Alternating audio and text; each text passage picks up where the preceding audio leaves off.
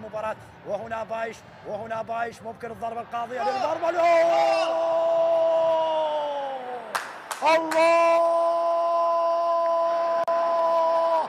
الله يا ميمي، الله يا ميمي، الله يا ميمي، الله يا ميمي، للعراق. الله على هدف ولا أروع.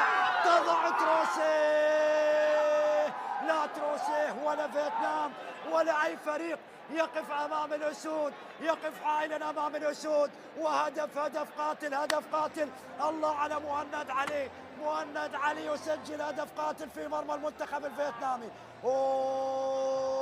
الجماهير العراقية القليلة في ملعب مينادينا في هانوي تشجع وتؤازر الأسود. لاحظ والإعادة إبراهيم بايش، أي عمل من إبراهيم، أي رأسية من مهند علي، أي هدف للعراق، قاتل.